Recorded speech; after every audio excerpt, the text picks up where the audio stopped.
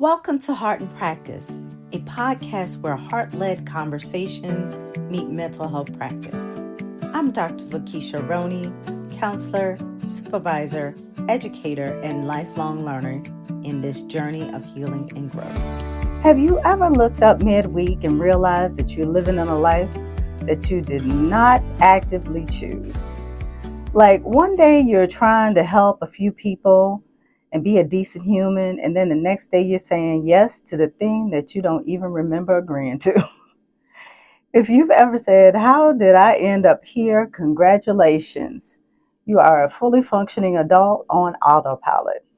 Today, we're going off autopilot, gently, no shame, no hesitation, just intention. Welcome to Heart and Practice, a 5-part series focused on educators, teens, and counselors with tools to be able to incorporate into your practice. I'm Dr. Lakesha Roney, and we're here with Season 1, Episode 4, focused on intention. Today, this conversation about intentionality will focus you on whatever you need to do in your life to be more intentional as a counselor, as an educator, as a student, and also as a caregiver. So be honest. If we're not intentional, we don't become free. We become booked and bothered. Today, I'm joined by Dr. Marquita Garrett, PhD, LPC, ACS, and RPT-S. How are you, Dr. Good. Garrett? Thank you for inviting me. Good.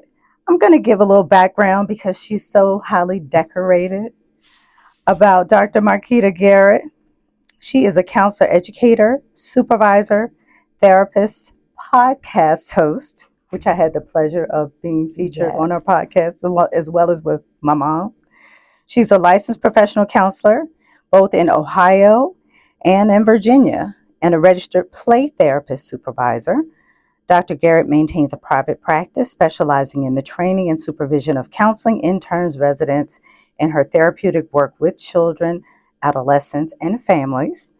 With a deep commitment to social justice and culturally responsive care, her research integrates the intersection of environmental awareness and mental health.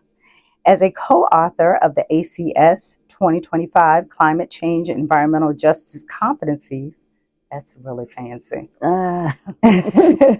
She brings a unique perspective to the role of play therapy in addressing climate-related trauma in marginalized communities. Dr. Garrett is passionate about mentoring the next generation of clinicians and embraces her role as a gatekeeper, contributing to the professional growth of others through education, supervision, and advocacy. She deeply enjoys working with children, adolescents, and helping them navigate developmental and emotional challenges through developmentally appropriate, trauma-informed care. Dr. Garrett, welcome. Really nice. Thank you. Welcome. So before we dive in, we're going to focus on getting a clear definition of what intention is, that it doesn't feel like a motivational poster. Mm-hmm. A simple filter of making choices in real time, especially if you're tired, examples of intentionality in work and life. And then we're going to look at a small 7-day challenge to build the muscle without burning yourself out. So while you listen, I want you to keep one question in the back of your mind. Where am I on autopilot? And what would be one intentional choice look like today? So, Dr. Garrett, tell us about your origin story. I gave a whole dissertation about the wonderful things that you do as a profession, but I would like our listeners to know a little bit more about you personally. What's your origin story? I used to be a special education teacher, and I worked with behavioral emotional children. So for lay people, that means ED, which is emotional. They're undeveloped in the emotional scheme. So they're the ones in class having tantrums. They're the ones in class getting frustrated real easily and angry a lot. While I was working with them, I noticed that if I could take the time, maybe not the whole group, But to do emotional regulation with one at a time, then they would probably do better. So I started researching how I could do that and get paid. And I found counseling. I actually wanted to do play therapy and stumbled into working with exceptional children through counseling. Wonderful, wonderful. That's a great background. Wonderful in working with children and having that passion and then finding your way, that matching that career Yes. with what you're interested in.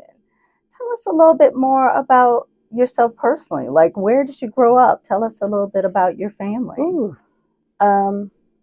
My parents met at Fisk University. Okay, HBCU. HBCU. My mom dropped out because she got pregnant, and I was born in Clarksville, Tennessee. Okay. We stayed there until my father graduated. I was 2. And we moved to New Haven, Connecticut because he got a scholarship to Yale University, the master's program. So I spent half time in Connecticut, half time because after they divorced in Ohio.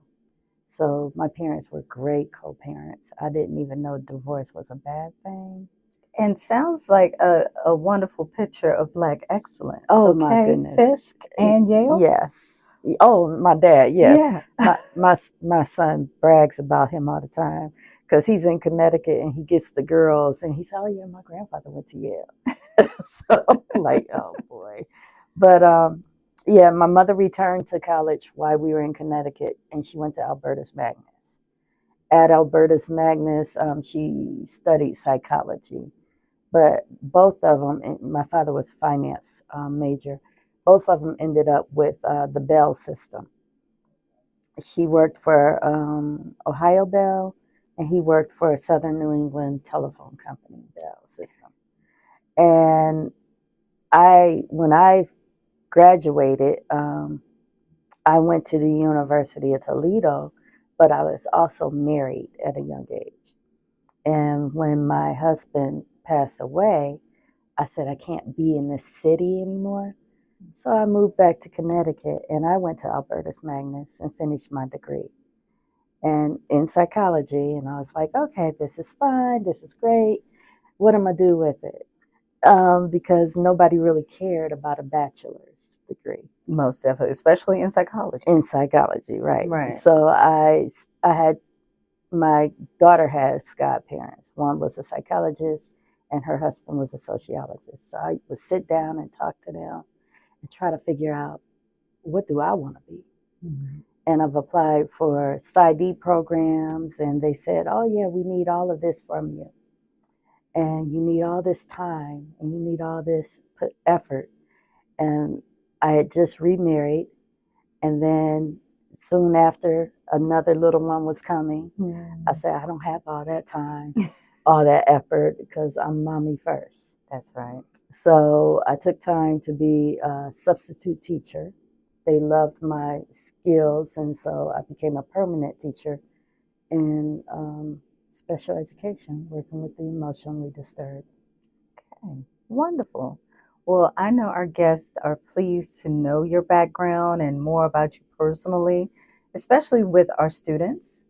Sometimes that origin story helps them figure out who they want to be and what they would like to do. Right. So that's why I always like to start with their origin story.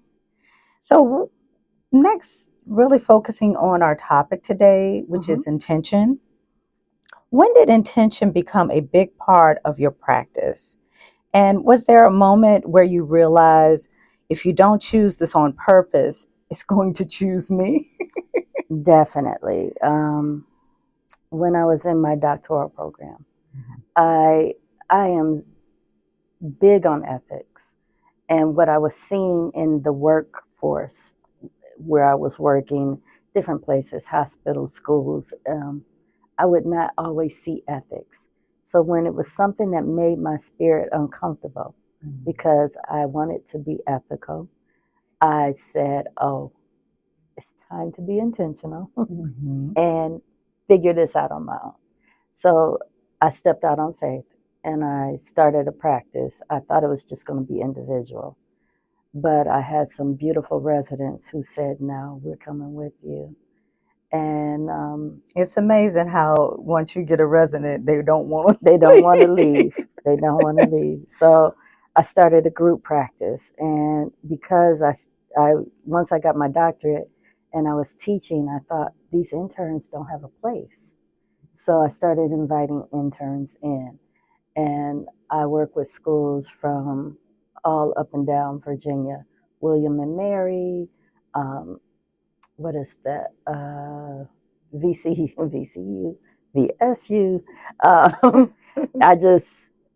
don't know how they found me, but they found me. So That's a testament to you, the good work you're doing. Oh, thank you. Yeah, when you have a good reputation and you're good to interns, they will find you. Well, they have found me. So that's where I am today. I'm doing supervision. I'm counseling educators. So I'm getting those in the counseling field as babies as I teach them, and then I get them as they walk out the door as interns. And most of the time, if I have an intern, I keep them as a resident. Me too. I always tell them the internship is the interview. Yes. If you do well and you're providing free work, I love that. Then you will definitely make a good resident. Yes, yeah. I love that. But yes, I call my interns and residents my baby chicks, so I definitely understand that feeling. So let's define it. When you say intention, what do you mean? Because it can mean different things to different people. I mean moving on purpose. If you don't move on purpose, then you'll be dragged. And I felt like I was dragged for a little bit. Like I said, I wanted to start an individual practice. So that's what I started to do. And then it became a group practice. And then I got clients. And then I got interns. And then I got residents. And I was like, woo, okay, wait a minute. And it was dragging me. And I said, that's not how we do. Like, even with my dogs, I am the, I am the dog leader. I'm the leader of the pack. So I said, okay, let me back up. And what I noticed is when I started being more disciplined and started delegating, life got a little bit easier. I could see my vision actually instead of running behind it and trying to figure out what's next. Right. So would you say that in delegating, you were finding more of the balance in your life? Definitely. Definitely. One of the things I love for those that I supervise to understand is restoration and repair are part of who you need to be as a counselor. If you don't have those, you don't have anything. Exactly. It leads to burnout. It leads to burnout. Yeah, most definitely. So, Dr. Garrett, why is it so easy to slip into autopilot for folks, especially in high demand work like we do? Because it is high demand. And if you're moving constantly, you can't really see where you're going. Have you ever gotten in a car and thought you were heading somewhere else, but ended up maybe going towards your office instead of, where you were supposed to go? Like to the grocery store. Yeah, and you look up like, oh, why am I here? Know why you are there before you get in the car. I use GPS even though I don't need it. I know where I'm going, but GPS keeps me accountable. So when you're working, you need to be accountable. Or have an accountability partner. And I've surrounded myself with accountability partners. Wonderful. Who sometimes will pull me in because my mind works all kind of different ways. I like, this needs to be done, that needs to be done, the other thing. And I have a really good lead clinician who'll say, can we have a meeting? And that's my cue to know that, oh, okay, yes, yes. Wonderful. That's awesome. So let's make it real, Dr. Garrett. Give us an example of how being intentional has served you professionally. Professionally, it has served me well because by being intentional, there was growth in my practice. by being intentional and trusting and delegating. I have like two very special people who make sure that if I'm not there, they represent me well. Mm-hmm. So by being intentional and saying, this is what I need to do, not this is what I want to do, I get things done. Most definitely, most definitely. But it seems like it's coming from a very caring space. Oh, yeah. And you hold them at very high regard. I do. I wish I could pay them for as much as regard as I have for them, because they're beautiful people. You know, in this business, it's very hard to find people who are not only loyal, but also the way I look at it is your business is your child. Yes. And I've helped other people raise their children without any, oh, thank you, or anything. So if this is my child, I can only trust those who have the best interest for my child. Most definitely. And it's very hard to find. Once you find them, hold on to them. You gotta hold on to them. Exactly, exactly. And I'm like you. I've had, I do look at my business like a child. It's an extension of me. And then I've helped and mentored other residents to start their own practice, my little baby chicks. And nothing is so rewarding as when you have a referral and they're a good match for your previous resident, and you can refer to them, or you can pass along work to them, because they make you proud. Yes. And they are a representation of you because you help train them. Yes. But it's like being a proud mama when I'm able to say, hey, I have a client for you. I think this is going to be a good match. I told the client about all of your certifications and all of your experience. Are you able to take them? And that's a very proud moment. That means that you trust that person. Right. Exactly. Right. I have wonderful residents who have started their own with their own niche, and I know I have one that she wasn't feeling the individual counseling, but she has the business aspect of it. Oh, wow. So I send people to her to get credentialed and understand where to go from here.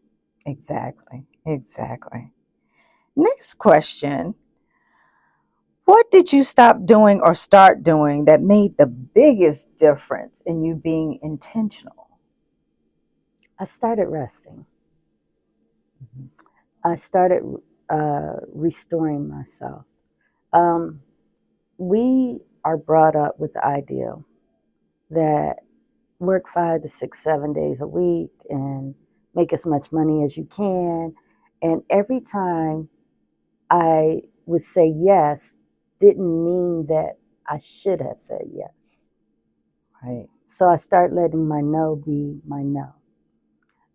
It's very hard when you work for somebody else and you're stuck here, but you know you could take the company here if they would only let you. Right. So if that's your feeling and you're uneasy about it, listen to your gut, because your gut is like your second brain. It talks to you. It tells you this is not where we need to be. You know, the water might be nice and warm and you get that check every 2 weeks. It's a beautiful thing, but you don't feel right in your spirit doing certain things that you're being asked to do. Exactly. Or that you're so talented and such a star that you get stuck. You get stuck. Yeah. And then company is underutilizing your gifts. Yes. So definitely, that resonates with me. Definitely. Okay, so now personal life. What's an example where intentional choice changed the way you live, not just the way you work? It's interesting that you meant the rest, taking the break from work. So if you want to talk about how rest has restored you, or some of the things that you do in your rest that has been helpful. I'm an empty nester. I travel. Okay. I love to travel, but I've also made traveling, I travel with intention. Okay. In the next couple of weeks, I'll be going on a cruise where I am doing a play therapy symposium. And while I will rest, I'm one with the water. I love the sun. I'm looking forward to seeing new places. I'm also going to network. Great. I'm also going to speak about a topic I'm really thrilled about. And I just get to mix the two and have a balance of it. Why am I not on this cruise? That's my question. Like, where and when? That sounds amazing. Oh, it does. It does. And I'm really looking forward to it because it's rest. Yeah. And it's doing something I love, doing something I'm passionate about. That is awesome. Yeah, you'll have to provide me some information about that. I got you. So what's your favorite heart-led intentional boundary line? Have you ever heard of spoons? No, I don't think so. The spoon theory is we're all given the same amount of spoons a day, but there are days where it takes more spoons to do simple things than other days. So personally and professionally, I use the spoon theory. And I might send a group text in the family chat saying, today is one of those days and I just don't have the spoons. And if I send that to the business chat, to my 2 favorite people, then I got you, Doc. My kids are more like, okay, Mommy, what you need for us to do? So it's my spoon theory. I love that idea. Creating balance, communicating that you need support, and then your people in your corner being able to, they understand it, able to pick up on that and then help you. That's the big thing. Because I didn't actually say, I need help. but and that's an ego thing. But you have to know how to reach out when you do need it. Most definitely. Most definitely. So, Dr. Garrett, let's give people a toolkit. What are your go-to recommendations to help helpers be more intentional? Just a few things if you want to mention it. One thing is, while I'm a leader, I don't want many me's. So know who you are. You have to know who you are because I can't do that for you. Another one that I love to fall back on is I model rest for my interns, for my residents. And if I see that they aren't resting, I push for them to rest. Like, so what is the weekend looking like for you? We only have a 4-day work week. And I know a lot of people that's really hard to get used to. But the reason that is because I read a study in Switzerland that said you start to burn out after that 4th day. And you can't give your 100%. I'd rather you give a client 100% of who you are at your best than to give them pieces of what you can do in the burnout. Most definitely. It kind of reminds me of one of my favorite motivational speakers. Her name is Lisa Nichols. Okay. She starred in the documentary The Secret, the video The Secret, and she talks about giving and how she had to restore herself through giving from her saucer. So the saucer and a teacup cup. That if you give from your cup, you tend to overgive. You're giving away from what you need. But if you have the idea of giving from your saucer, it's the overflow that you give to other people. So I try to live from that perspective as well. I love to listen to her stuff. She's very motivational. I'm going to have to check her out. The Secret. Yeah, and she's written books. She does a lot of motivational speaking, but her name is Lisa Nichols. Okay. She's a sister. Okay. Wonderful spirit. Okay. Yeah. I'm going to check her out. So today I want our listeners to really think about a 7-day challenge. What can you do that's more intentional over the next 7 days? Our conversation with Dr. Garrett reminds me of the book Year of the Yes by Shonda Rhimes. Oh, I love that. Yes, I Love did read that. Shonda Rhimes, and that book is awesome. Yes. Where she details her transformational year of saying yes to everything that scared her, from public appearances to personal challenges to overcome her own introversion and fear. And she started making these small changes by saying yes to her daughters. Mm. Instead of saying, no, I have to do this and I have to do that. Mommy, can I play? Yes. All the things that she desired to say yes to. So I'm going to encourage our listeners to make an intentional yes with something that aligns with your values.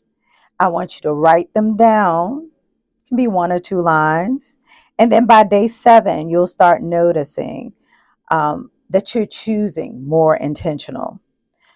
Intention is how you show up, especially when life is loud. A lot of times our life gets busy, it gets really loud, it's hard when all of those things that we're responsible for are clouding out your thoughts and what you really want to do. Autopilot is not a character flaw. Our nervous systems make us go into autopilot when we are dysregulated and we are not finding balance. I want you to focus on your capacity and also, from a theoretical perspective, choice theory, determining what is a choice for you and how you can make that best choice for you. How does it look? How does it make you feel? Because if you say yes to something that you don't necessarily want to do, how is that going to settle with you? I try to encourage clients and even our residents, when we're working with our residents, no is a full sentence. It sure is. With no explanation. So I want you to definitely listen to this episode. Share the episode with one colleague or friend who's doing everything for everybody. I want you to identify the place you want to be more intentional this week, or a boundary or a conversation that you need to have.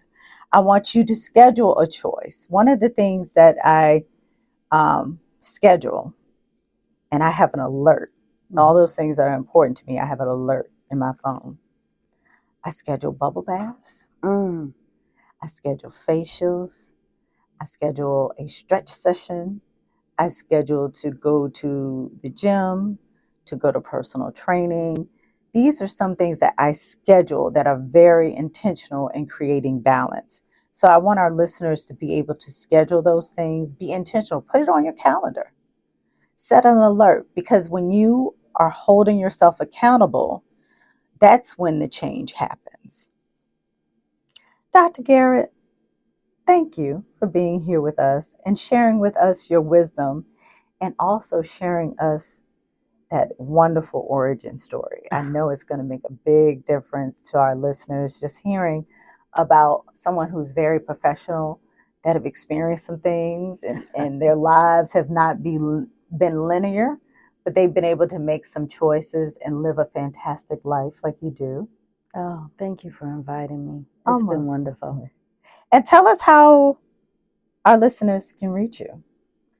I am a clinical director with Centering Elements, so they can go to our website at centeringelements.com or catch us on IG or FB at Centering Elements. And I have my own website, marquitagarrettphd.com. And you can find me on YouTube at Marquita Garrett PhD, or IG and FB at It's Me, Doc G. Wonderful. Thank you so much, Dr. Garrett. Thank you. And you can find Heart and Practice at heartandpractice.com, Facebook, Instagram, TikTok, LinkedIn. We'll put the links in the show notes. And I am Dr. Lakesha Roney. Thank you for listening. And remember, you don't need a new life. You might just need to make more intentional choices. Thank you for tuning in. I'm Dr. Lakesha Roney. Thanks for listening. You can find Heart and Practice at heartandpractice.com, on Facebook, Instagram, TikTok, and LinkedIn.